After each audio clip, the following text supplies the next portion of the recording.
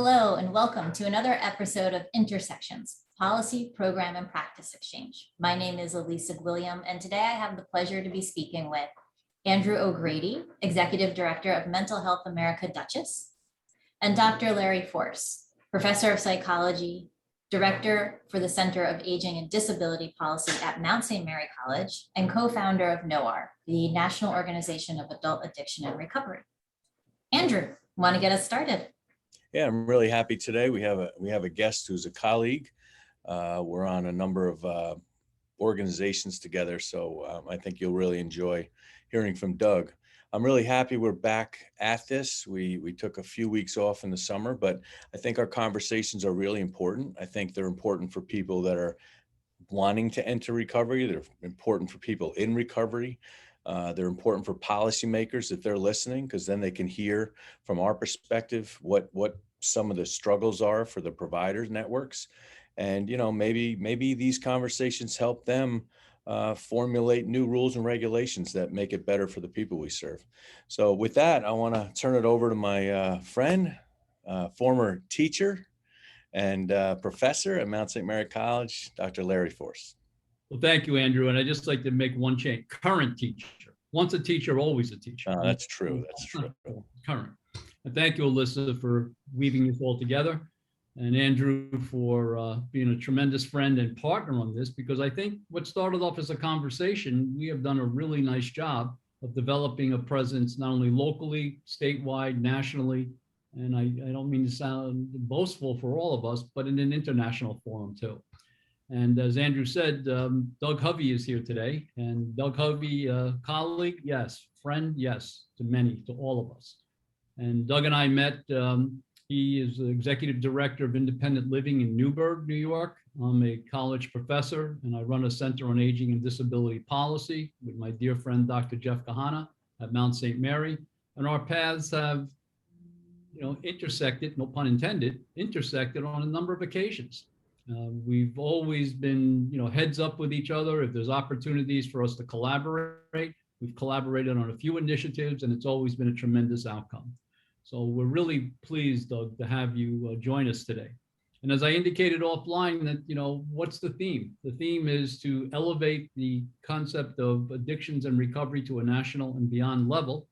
And I'd like to start with just asking you a very simple question.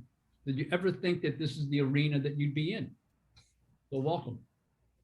Yeah, well, thanks. And thank you, Larry and Andrew and Elisa. Nice to see you again. Wow, that's a big question. And, we are invested in what we refer to as cross disability. So we're needs-based or needs-driven, if you will. So we're not diagnostic or diagnosis-driven as an independent living center. So we're a cross disability advocacy organization that started in 1987, so 34 years ago. And we started with just 3 full-time employees, myself and 2 others, and then I'm the founding CEO. There were other independent living centers in other parts of the country, and then there were some actually around New York State as well. In fact, there were about 12 at that time when I got into the business of independent living, and we didn't have one in our particular area. So it just made sense to develop this cross-disability advocacy and support system that, again, is very needs-driven. So we look at people's needs, not necessarily their diagnosis. And the majority of our staff and board members are people with disabilities themselves, who really understand firsthand what it's like to live in a society that is not always as receptive or friendly to people with disabilities. Peer services, Andrew, you mentioned peer services before, something that's near and dear to my heart. Probably was maybe in the early 90s when we received our first contract through the Office of Mental Health for peer services. And there's something called the Reinvestment Act of 1993, which is the State Office of Mental Health implemented this funding mechanism that every time they closed a psychiatric bed, if you will, in a state hospital, a portion of those funds were reallocated back to the community.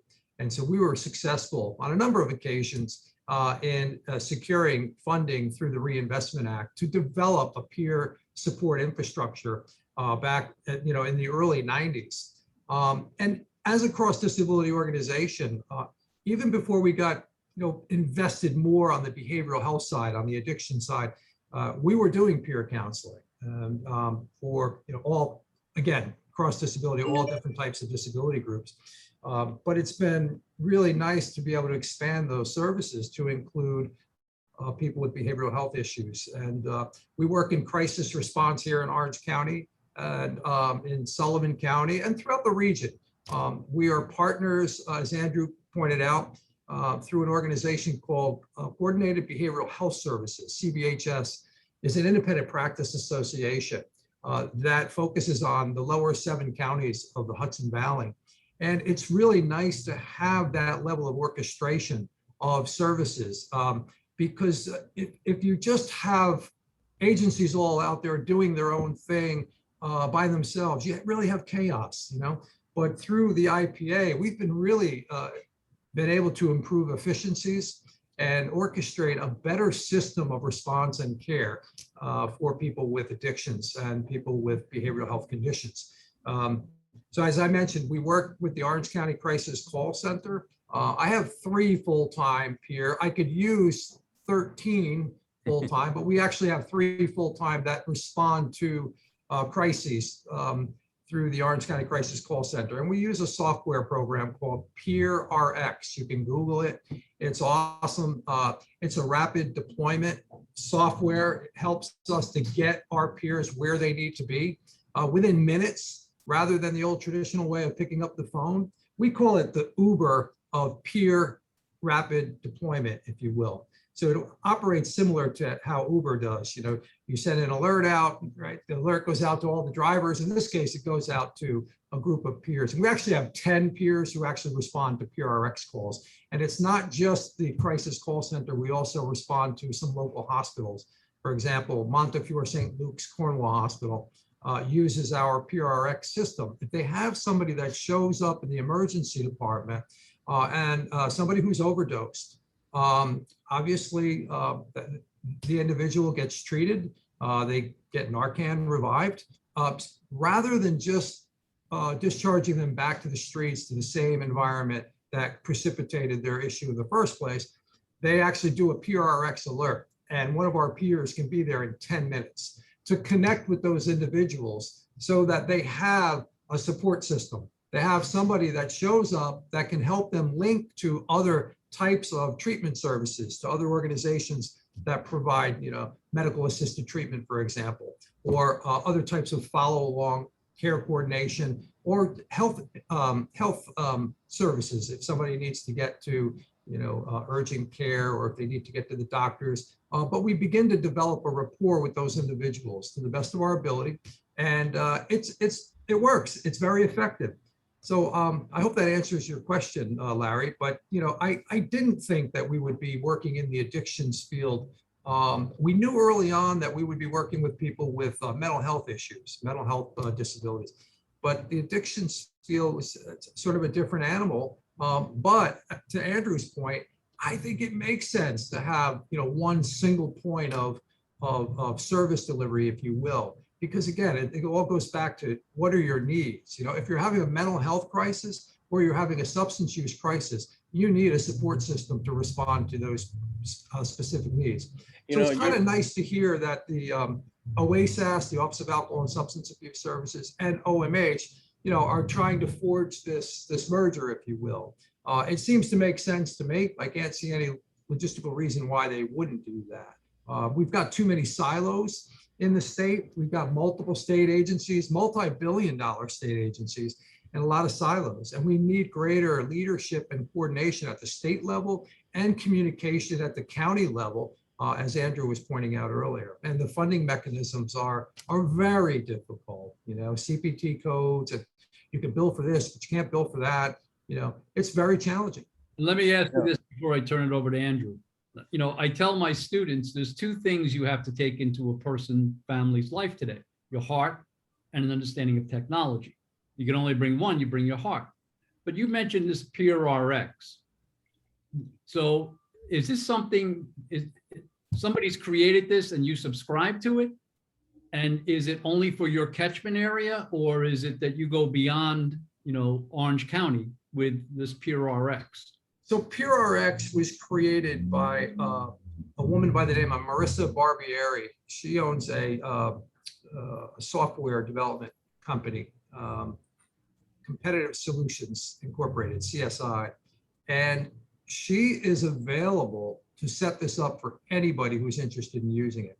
It's actually a small fee. It's a nominal fee that you pay for a subscription.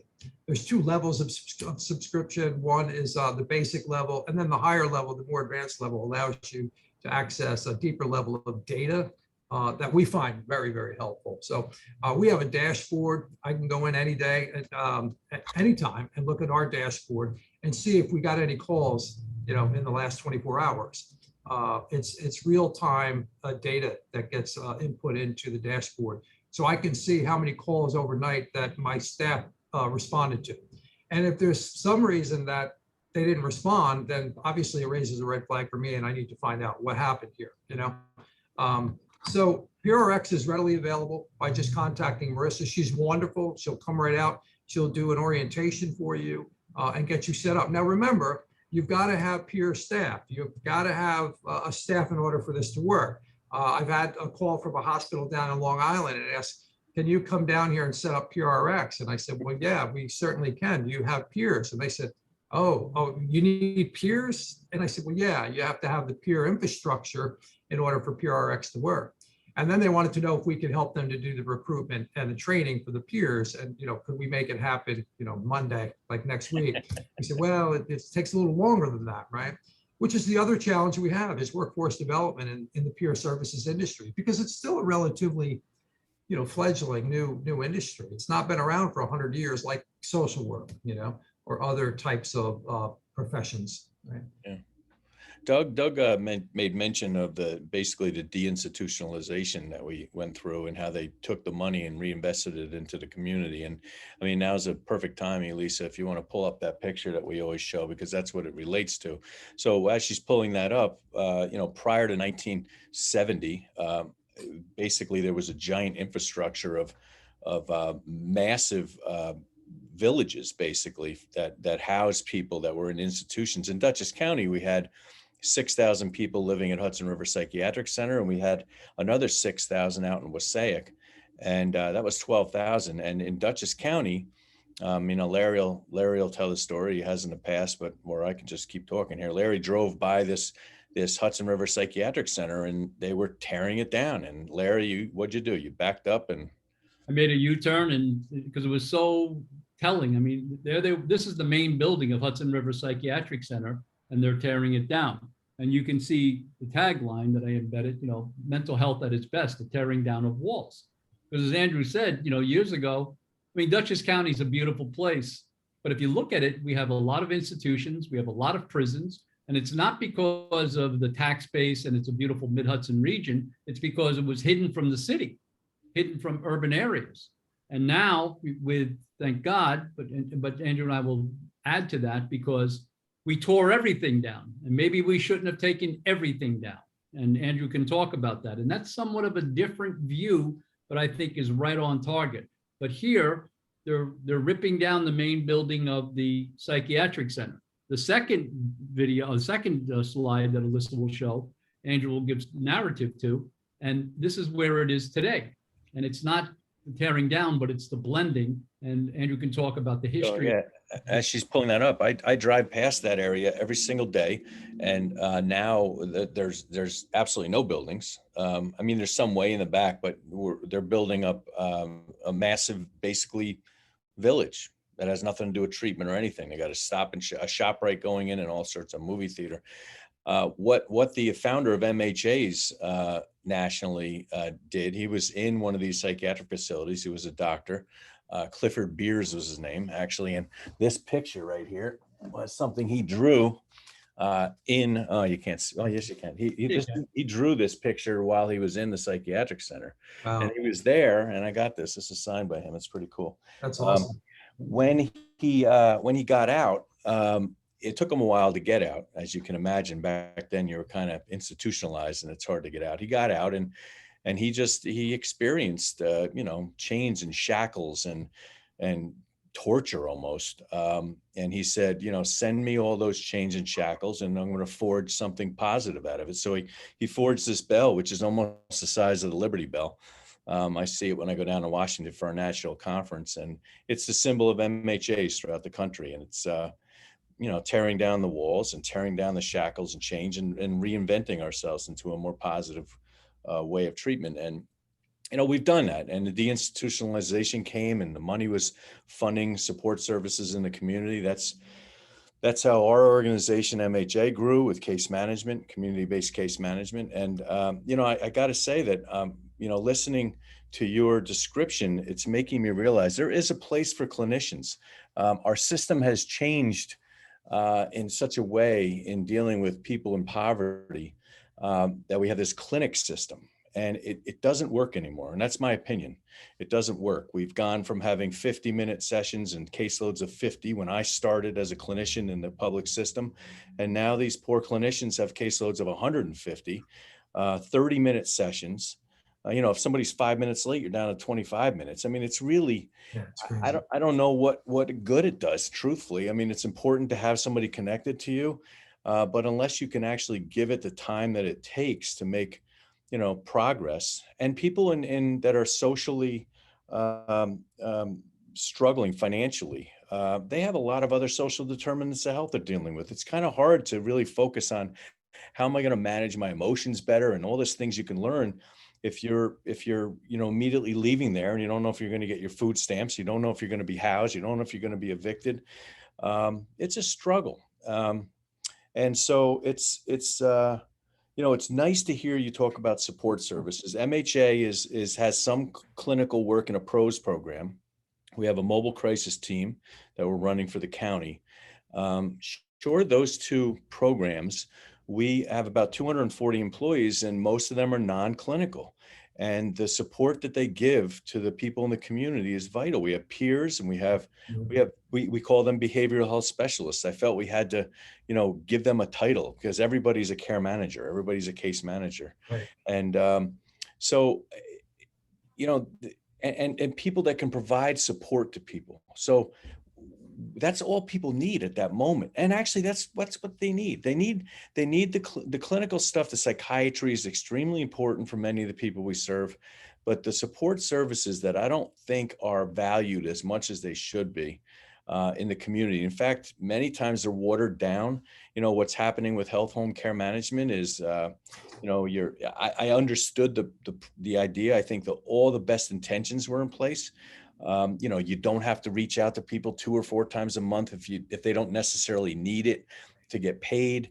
You can see them as often as you need to. All the ideas, they were supposed to have interoperable computer systems that, allowed clinicians and doctors and medical doctors and case managers all talking to each other. That never came to fruition.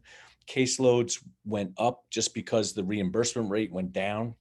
So now, instead of having 12 or 20 or 30 clients, these case managers have, 50. And then what happens is we're all struggling with workforce right now. With this COVID thing, we took a big hit. People were getting extra unemployment, and it was hard to find work. So hard to find people to work. Still the case a little bit. And so now the caseloads went up even higher, because us personally, we had vacancies, and every time you have a vacancy, the other people have to absorb the caseload. And it's really watered down. The care that we can offer here, and we do our very best. None of us are out here trying to make money out of this deal. We're all trying to, keep our caseloads as low as we can, so we could financially survive and provide the best service possible. And it's with non-clinical people who are just understand, they're empathic, they care, they can instill hope, they're there for somebody. A lot of our clients are marginalized and alone. They burnt bridges, whether it be through addiction issues, or or with mental health issues. Sometimes the family is just, I can't do it anymore. And little by little, you don't see them weekly, you don't see them every other week, and sooner or later it's, let's invite Uncle Jimmy to dinner on Christmas, and that's about the only time you see the guy. Right. And So he's true. alone, and he doesn't have the help. And I've talked about it before. We have our system of accessing care and assistance requires people like peers and behavioral health specialists and care managers to help them. My father-in-law was struggling. He was in and out of rehab facilities, this medical stuff. But oh my God, if my wife and I weren't there to, translate everything that had to be translated and assist and help prop him up and get to where he needs to be, he'd fail miserably. So it's really tough. You need people in your corner, and that's what agencies like Doug's and mine do. We have this whole pool of wonderful healing people that are just there. And I bet you have the same idea. We'll do everything and anything. There's no, it's not my job description doesn't apply to people at MHA, and I'm sure it doesn't apply to you. What'd you do? I did 15 things that aren't in my job description, but I made sure that person you was do whatever you have to do to get the job done. And when you call here, we don't stop you at the front door and say, "Oh, well, what's your insurance?" And we don't ask you 1,000 questions.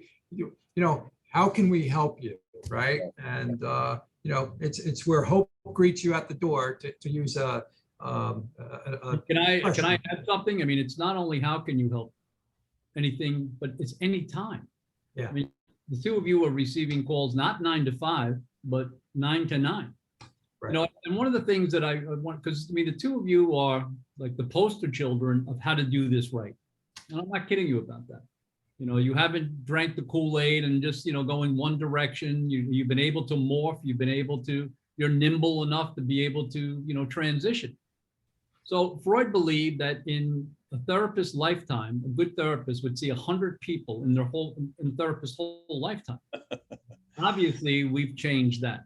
But the other thing that's changed is this technology stuff, that peer RX stuff. So Andrew and I are involved in conversations regarding, and I like this term, it's not mine, but I like it, digitalized therapeutics, digital mental health platforms. I mean, no one's talking about the fact that we're looking to evolve into, holograms or everything is virtual. But with technology, I remember years ago having a conversation with the CEO of St. Luke's at that time. And we were involved in a project where we were looking at transforming Cornwall Hospital into an adult rehab. And we came on and we did a feasibility study. Very attractive, but then at that point, Montefiore came in, there was a pause, they brought us back, but their whole focus was on day service rather than residential. But I remember having a conversation with him, and I asked him a direct question: what's the hospital of the future look like? And he held this up. He said, it's this. As I have this, as I have an iPad, as I have an iWatch, and all the things that are being delivered to me that I can self-monitor. He said, it's not going to be the large, tall buildings as much as it's going to be the mobile technology that's going to surround you. And if you want to wait, I'll check my oxygen level or my heart rate as we're speaking. I mean, it's amazing the things that are here. So this idea of digital mental health, it's a hot issue. Can the two of you, Doug, maybe you take the lead on this initially, but this idea of arming your caseworkers with technological support in order to encompass more people at any time, because that's the beauty of it. It can be accessed at any time. Yeah, texting is a very effective way for providing support to people. So, my staff have extensive numbers of folks that are on their list that they provide support to.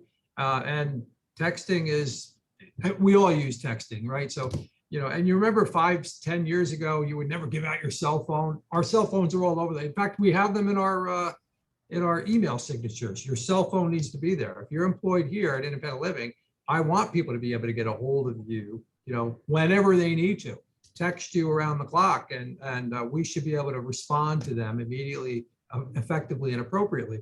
I'm really glad we talked about the whole deinstitutionalization issue, because we say that deinstitutionalization is alive and well, and it needs to be. We need to keep focusing on downsizing not only the institutions, but nursing homes as well. There are far too many people in this, over 120,000. Actually, it's less now because we lost almost 16,000 people in nursing homes in the last 18 months as a result of COVID. But I just never met anybody who said, I want to go to a nursing home, and we work with hundreds of families every year who are in what we call a long-term care crisis, right? Many of them have mental health issues, many physical disabilities, significant physical disabilities. They end up in the hospital, They can't go back home because their home is not accessible or accommodating. They need home care and in-home supports. So what happens? They end up going to a nursing home, right? Oh, they're just going to go there for rehab for 3 weeks. Yeah, right.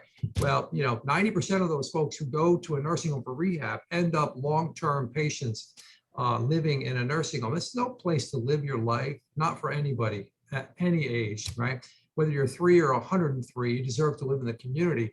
And that's a failure of our system. We have to do better at coordinating the local supports and services. And there's got to be better cooperation from the state level to the county level in concert with the provider systems. Who's in charge?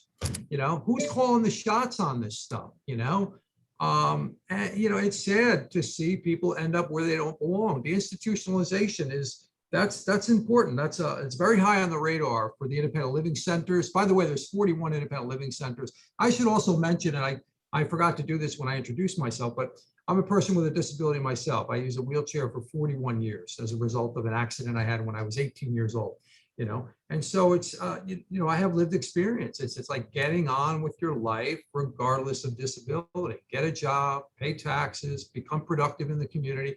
And that's our philosophy. It's very difficult for somebody to come here and say, you don't know what I'm going through.